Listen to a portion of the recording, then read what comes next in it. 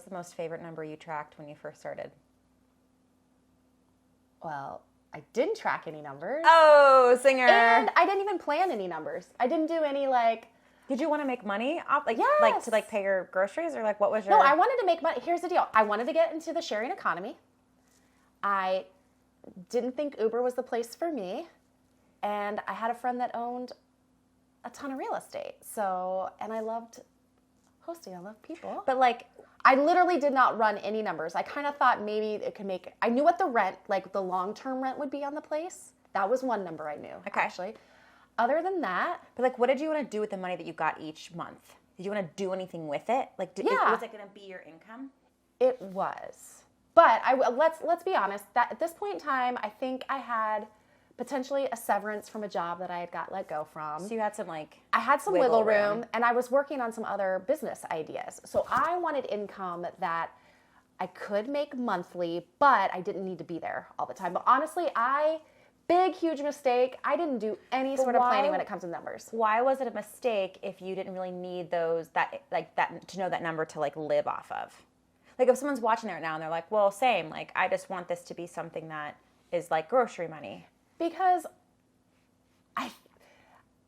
knowing you're not, there's a 1,000 ways to make money. Actually, there's a million ways to make money.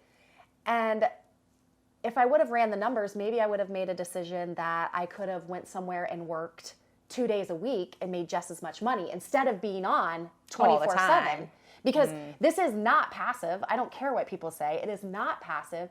And I didn't run any sort of numbers. Yeah, I could have went and worked somewhere maybe 2 days a month and potentially have made just as much. I didn't know that at the time. And and I wasn't counting my hours too, which again, it's 24/7, 365. Hosting is. Right. So even if you're not physically there doing something, it's still on your mind. You still have your phone. You're engaged. You're on call. You are on call. So, yeah, man, looking back, I really, But here's the deal. If you know your numbers, we can tell, on the flip side, 10 years later or 8 years, whatever it is, that it is an incredibly scalable business. It's an incredibly profitable business, but you have to do some work to dial in whatever that number is to reach whatever goal that is for yourself. Because we want you to know your cost per reservation. That's a whole other video that we could do, but we want you to know your hours. We want to know how much time you're spending on this. That's something we see across the board of all hosts. Most of them are not keeping track of how much time they're spending on and in their business. And how that equates to what their hourly rate is or their salary is, right? Why is this worth it? It really gets me mad when I think about my history as a host these past 10 years. It's how much money I left on the table by not doing that one thing that every business does. Grocery stores do it. Your favorite clothing store does it. Gas stations. Coffee shops. Everywhere. Are you getting me? Can you guess what it is? Airlines. Can you guess? It's a loyalty program. It's that incentive for me to come back. And they do that in so many ways. Rewards programs, loyalty programs. Hey, use this code and you get 20% off your next purchase. Right, happy birthday.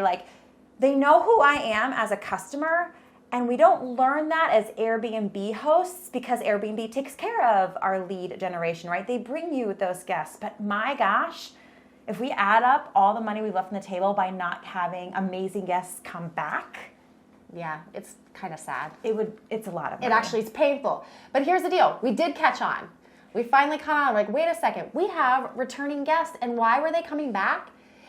It was because of us. It was because of the amazing experience they were having. So the biggest thing that you can do right now today is start to pay attention to the messages via Airbnb.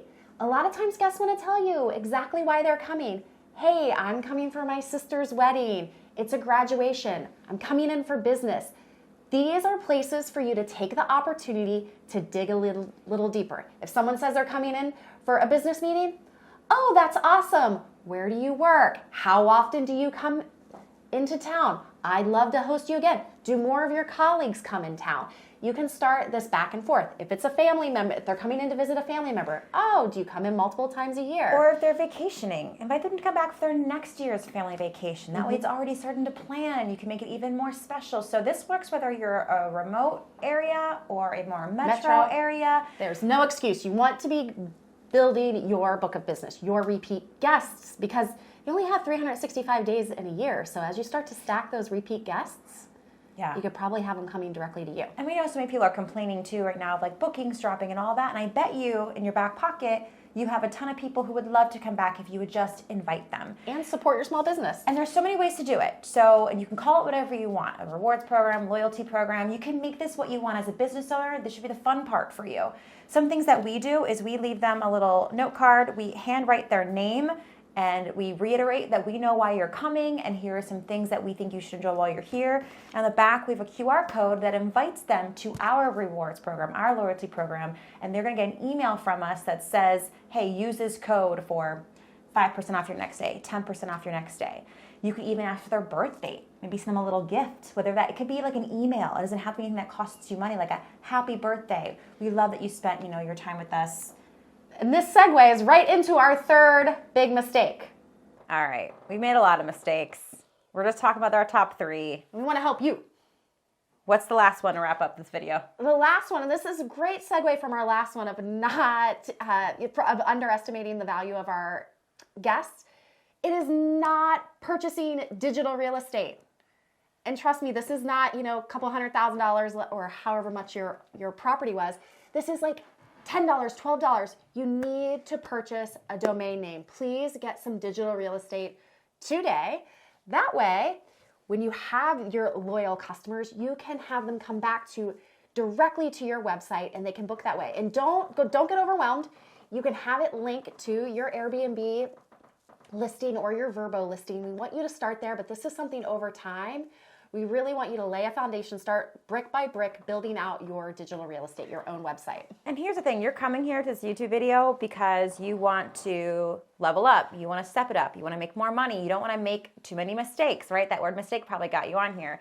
Have you thought about an exit strategy for your vacation rental, for your short-term rental? And if you haven't, that's okay. If you think you're going to have it for the rest of your life, hand it down to your kiddos, that's okay.